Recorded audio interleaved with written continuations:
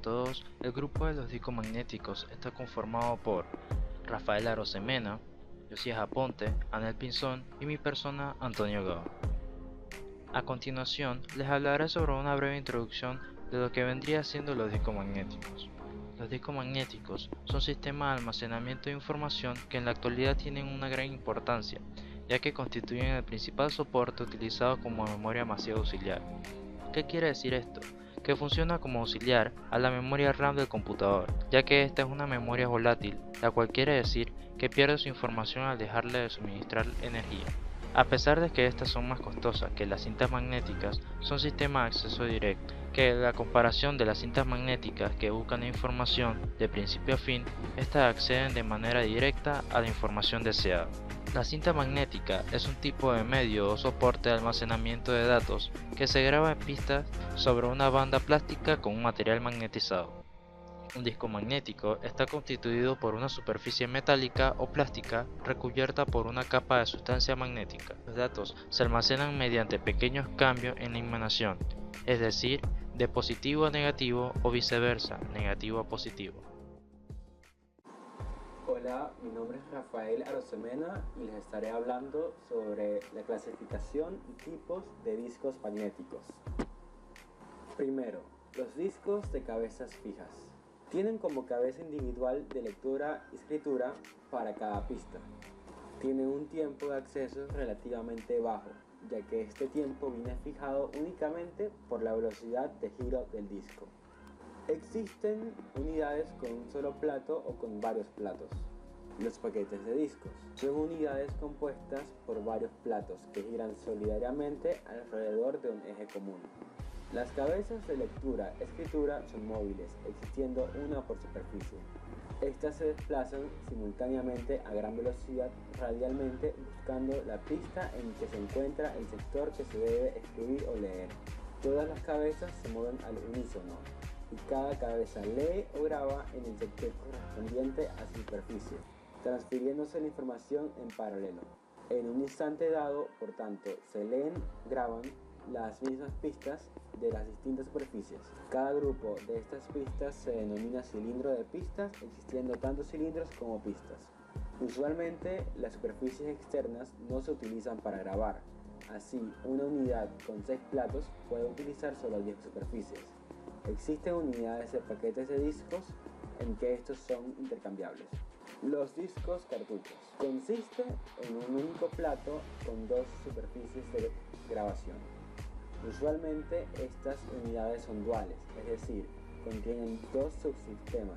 Uno de ellos con un plato fijo, donde se graba por ejemplo el sistema operativo del ordenador, y el otro con un plato intercambiable. Para desmontar el disco intercambiable es necesario esperar a que las cabezas se retraigan y el disco se pare. A continuación, los discos Winchester o disco duro. El disco Winchester es un disco de pequeño tamaño pero de gran precisión y con una gran capacidad de almacenamiento. Está permanentemente montado en su unidad. Los platos de estas unidades están herméticamente cerrados y son fijos.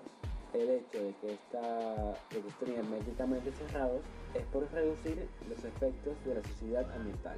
No es necesario el retraimiento de las cabezas en reposo, existiendo una pista específica de aterrizaje.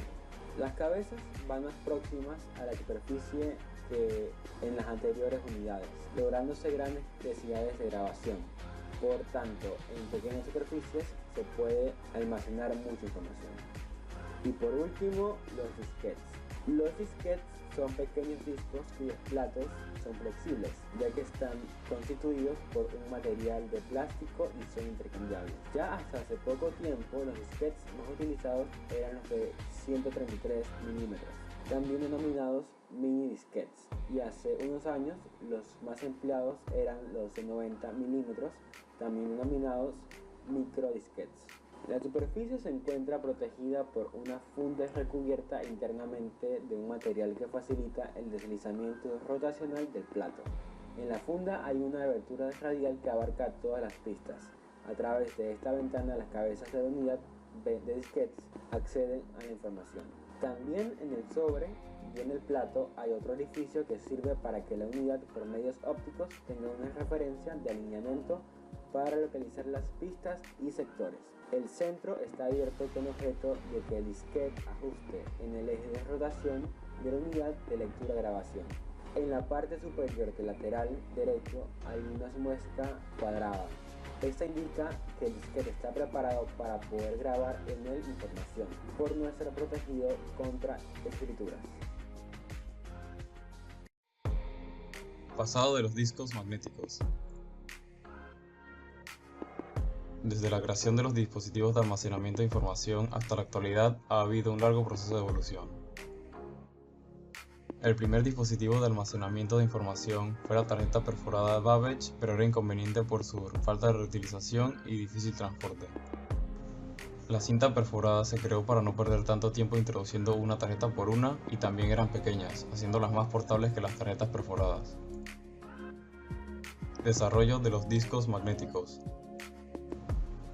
La cinta magnética podía ser reutilizada, pero no era de acceso aleatorio. Para leer un bit tenía que leer todos los anteriores. Con los disquetes se logra crear una manera rápida de movilizar datos eliminando los carretes de cintas, pero se deterioraban rápido con el tiempo. Por último, tenemos el disco duro portátil que llegaba a grandes capacidades de información, son resistentes y tienen buena durabilidad.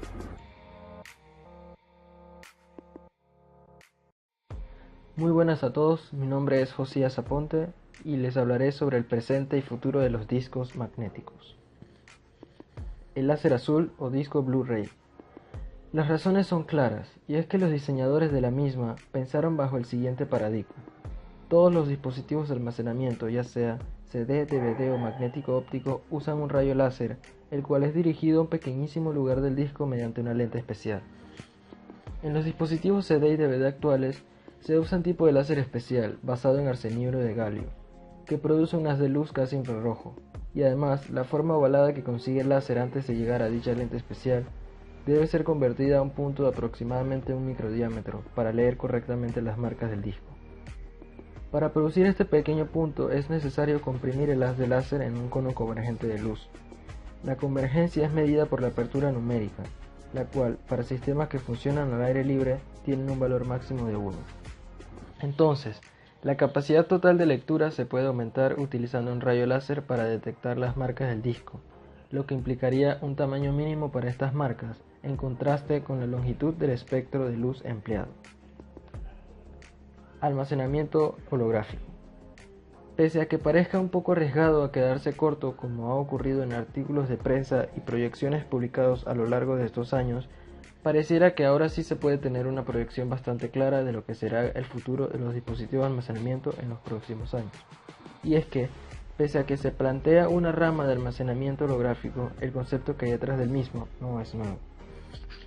De la misma manera que un holograma codifica objetos en 3 dimensiones mediante patrones de interferencia de luz, el HBD usa el mismo principio para almacenar datos con densidades notablemente superiores a la de los actuales soportes ópticos.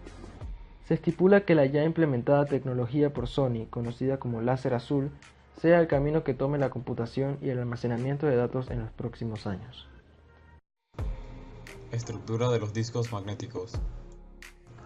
Los discos magnéticos se dividen en 3 partes. Primero tenemos las pistas, que se subdividen en sectores.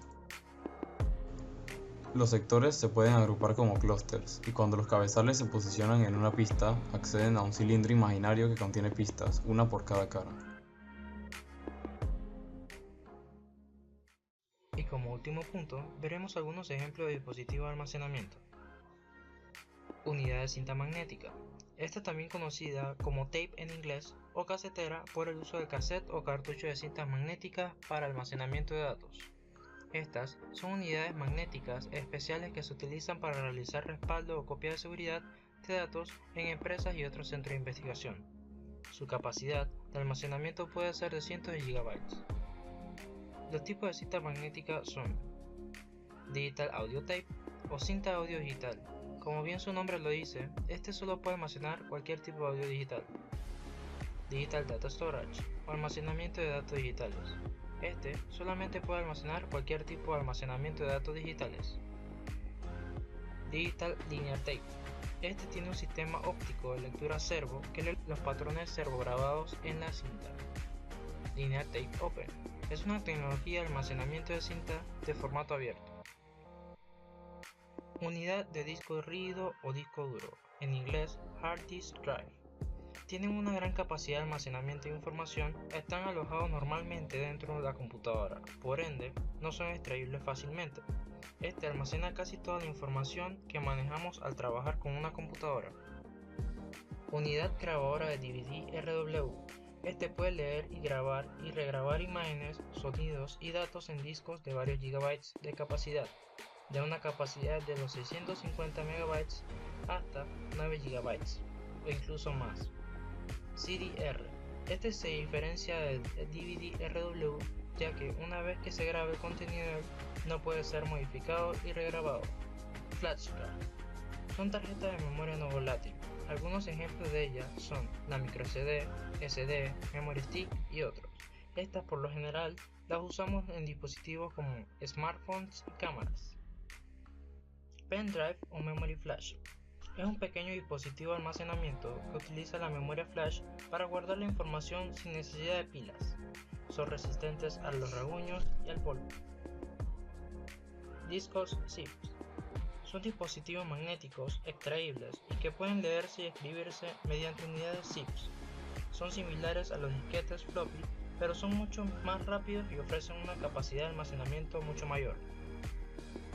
Memoria ROM es de solo lectura y sirve para almacenar el programa básico de iniciación, instalado desde fábrica.